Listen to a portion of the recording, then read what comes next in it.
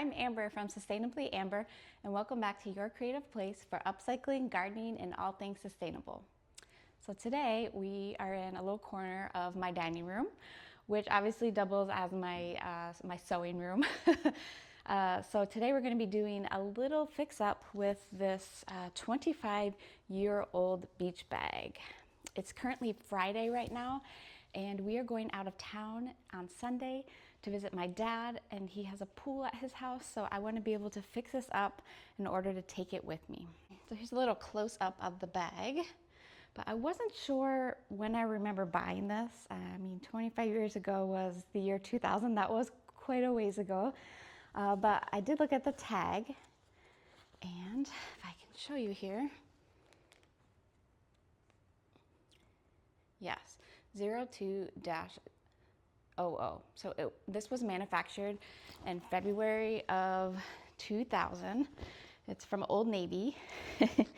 And I was in high school then. So this bag has been with me through probably just about every major milestone in my teenage and adult years, and it's still fairly well held up. But the problem where it hasn't held up is on the handles. You can see here and here. So we're gonna fix that up today, and we're gonna give her a good wash because even though she's 25 years old, she looks pretty good, and it's important to take care of our things. All right, welcome to my upcycle closet. This is where I keep my stash of fabric. So we basically are just gonna look for a fabric that might semi-match this fabric on here. So basically I'm just gonna cover this little portion up right here that's breaking off. So I think I actually looked a little bit earlier. I think this one is gonna match the best. Yeah, let's go. Right, so now that we have our fabric, I'm just going to cut a little small piece to be able to cover this. So maybe from about here to here, we'll cut a small piece for that. So we'll probably put, maybe a piece about like that. And we're gonna fold in the edges as well. That will give it more durability and keep the fabric from fraying. So we'll fold in the front, the back, and also the sides as well. So you need to take that into consideration when we're putting it over here. But I'm just gonna cut a large piece out, and then I'll iron those so it's nice and smooth, and then we'll sew it on. The fun fact why I have all that fabric in my closet is because back in 2021, I did a capsule wardrobe where I made an item of clothing once a month for an entire year. So I sourced most of this fabric, which I know including this one, at my creative reuse store here in San Antonio. It's called Spare Parts. Especially now with Joann Fabrics being gone, I hope a lot of people are looking more into creative reuse centers because you're supporting their mission by purchasing from them and helping keep things out of the landfill. Plus, things are secondhand. There's already like so much junk on this planet. We do not need more, so we need to consume the items that are already here, and creative reuse stores are perfect for that. Okay, so going to cut out a second one just like this, and then we'll iron it over. Just enough to cover this piece up so it can last for probably another 25 years. All right, so we got the ironing board out. While we wait for the iron to heat up, I have a funny photo. So I mentioned that that bag is from 2000, and I was in high school in 2000. I was in, I do the math. I was in 10th grade. So I actually have been digitizing a lot of my old photos, and I came across this is either have to be 9th or 10th grade. But this is what I look like in the year 2000. Can you see it? I don't know. All right, that's little Amber, little Sustainably Amber. What do you think? Does it look like me? I've changed a little bit. I had a bit brighter red hair back then. Here's a couple other photos too. This one definitely, I was younger. It says 97, so I was in like middle school-ish then, but cute. So in 2000, when I was this little, I definitely had that bag at this point. So it probably went to the pool with me every summer, or we would go camping out there. I probably took that bag. I know I took that bag with me. All my friends' sleepovers, that bag probably came with me as well. So it's cute to reflect back on that. All right, so we're just gonna sew these edges down a little bit so they match exactly up on here so we can sew it. A lot of people often ask me how I got into sustainability, and when I showed you that picture, the last clip of me in the year 2000, I'm honestly the same person as I was back then. I was even still like doing little crafts and stuff back then. Like the word sustainability may have not been as popular back then, but I grew up with parents who taught me how to live a sustainable lifestyle. We grew up in the country, so I really appreciated the beauty of the outdoors. We always grew up having a garden. We composted. My mom always did crafts with me, like pressing flowers and things like that. And my mom was an avid thrift shopper back when, before thrift shopping was popular like it is today. Also antiques as well. So I grew up in an entirely secondhand home. And actually the home that I grew up in was a really old home as well, something like a 100-year-old home. Even the high school I went to too was like a national registered on historic places. So like secondhand things and taking care of the things in my life has always been there my entire life. So I think little sustainably Amber wouldn't be very surprised what we're doing now. I think she'd be happy and proud for sure that we're still continuing those lessons even into adulthood. All right, so I got my second piece. I'll fold down here and iron it, and this here just helps it easier to sew. This is probably the part that will take the longest part.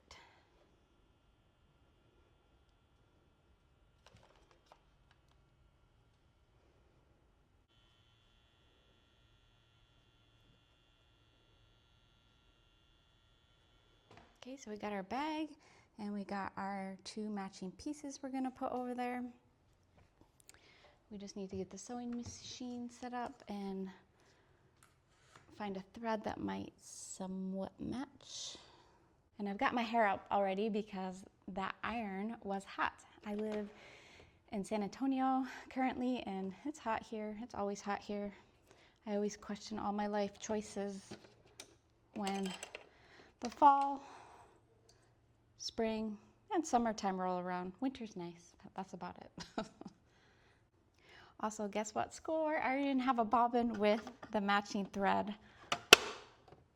Let me double check. Yes, that's always exciting. So if you're a sewer, you probably know that simple little joy. So yeah, like I mentioned earlier, I did that year-long sewing challenge in 2021, and actually probably for about 5 months out of that year, I was sewing everything by hand. And my mom was so kind to purchase me this beautiful sewing machine. So we're gonna set that to the side a little bit. And I just wanna make sure that I'm going to get the fabric on the right spot so they match on each of the handles. So I'm just going to pin them down a little bit.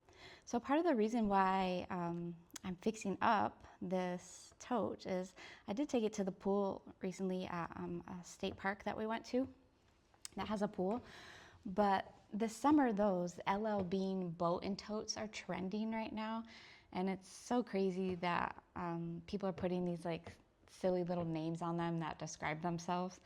But it's just like a reminder of these little trending items that people are just going to enjoy them for one season and then be tossed into a thrift store or the back of their closet and never be used again, which is really sad.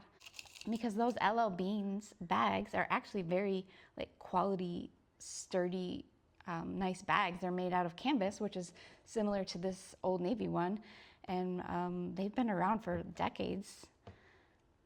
And probably since I currently live in San Antonio, Texas. I grew up in rural Pennsylvania. So on the East Coast, I guess those LL Bean is a bit more popular since you're a bit closer to Maine. But I just wanted to show this video and just talk about how stuff is just so overwhelming. We need to take care of our stuff. This is a prime example, this Old Navy bag, which I don't even buy Old Navy anymore, but back when I was a teenager, yeah, that was a popular brand, and that's what I got. And it was actually fairly quality material here. It's made from all canvas, and they probably don't even make them like this anymore. Actually, what is it in the tag? Let's see if it says, it does still say made in China. It does say 99% cotton, 1% other fiber. Maybe like something like, that does have a little hook inside. Maybe like this is the 1% other fiber, because this is all like canvas. All right, so we're just gonna pin this on, and we know exactly where we want it when we sew it. And my sewing is definitely not going to be perfect, but it's going to save this bag to be able to be around probably for another couple of more decades. Back in high school, I was definitely a perfectionist. I'd say I'm a recovering perfectionist. Sounds so silly, but I don't know if it's like the red hair trait. People always say, oh, people with red hair have tempers. Back when I was younger, I probably did. But as I'm getting older and more wiser, I'm realizing that that's something that doesn't serve me anymore. So we're gonna try our best to make it look good and also be functional at the same time. So the town that I grew up in, when I lived there, and in high school, I lived there basically my entire life. I grew up there, was born there. My dad is also from the town as well. My mom has lived there forever. So it is my town. I moved out when I finished college in 2007, and that's when I moved to San Antonio. And recently, my mom just made a huge life change, and she moved out of our little town, which I'm super happy for her. She needed to live in a warmer climate, so she moved to a warmer state. But it is kind of sad to think, after so many decades, my mom has lived there. I don't even know what year it was when she moved there. Had to have probably been like the 60s or something, maybe. So she was there for many, many, many decades. So it's a bit wild to think that she doesn't live there anymore, but probably won't go back as often anymore, but I do still have my best friend that lives there, so I'll at least go back to visit her. It's in a very, very cute little town, super historical. They do a really nice job fixing up the town. It's a really sweet town. All right, so we got our little handles. How do they look? Good? All right, nice. All right, next we're gonna sew it. I'm just going to be using a basic stitch. You wanna make sure when you first start out that you're gonna go forwards and backwards to begin with. Just some very super basic sewing. If you don't have a sewing machine, you could totally do something like this by hand though. You don't have to have a sewing machine. So do our forwards, and make sure you also do your backwards to start and end. Perfect. Now we're just gonna go around the whole edge. This is gonna be done easy peasy. I don't know why I waited so long to do this.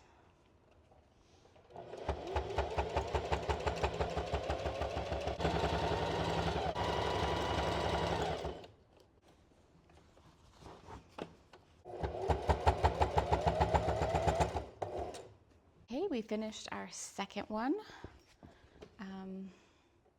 Looks good, I like it. Let me show y'all. We got two little patches here, and yeah, they're about the same size. Not the perfect sewing, but it gets the job done. I think it's a little dirty as well around the edges, especially if you look here around the canvas. So I'm gonna give it a little soak. Oh, I just noticed on the bottom too, there's a bunch of rust there. All right, we're gonna give her a little soak and see if she comes out clean. All right, welcome to my bathroom. We've got our nice tote we're gonna clean here. I got my oxy powder ready that I use in a upcycled jar from the refill store.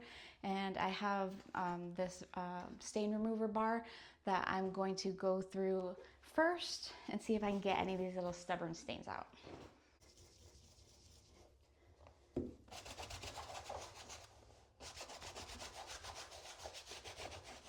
All right, so I did my best to scrub the whole thing, and it's been sitting for a few minutes. I'm not sure if that bottom rust parts are gonna come off, but we're gonna fill the bathtub up with a little amount of hot water and then soak it in our oxy powder and see if she looks a little cleaner after that. Okay, I want to be mindful about not using too much water, so just barely enough so it can be submerged in there. So I'm gonna add my oxy powder. Don't have much left. I need to go back to the refill store and refill it. And I actually have this little stir stick that I've added a tape on the bottom so I know that that one is for laundry only. So yeah, I'm just gonna submerge this and we just need to let it sit for maybe like a few hours and maybe swish it around from time to time. All right, come back and see. Okay, so here we are after a couple of hours. The water doesn't look too dirty. It looks like most of the stains have come out. Yeah, that looks pretty clean. I don't think the bottom, yeah, the rust parts at the bottom didn't come out. I think that's okay. So I'm gonna drain this. I'm gonna rinse it out and then hang it up outside to dry. And she should be ready to go for our trip on Sunday. All right, so I decided to do one more thing. I did decide to add it to the washing machine just because after I rinsed it out, I did see a little bit of stain, so maybe it needs a bit more agitation. I'm doing a load of towels anyway, so I think it's gonna benefit from that. So we're gonna wash it and then I'll get back to you. All right, so it came out looking actually pretty good. I'm gonna take it down to the clothesline and we're gonna hang it up there.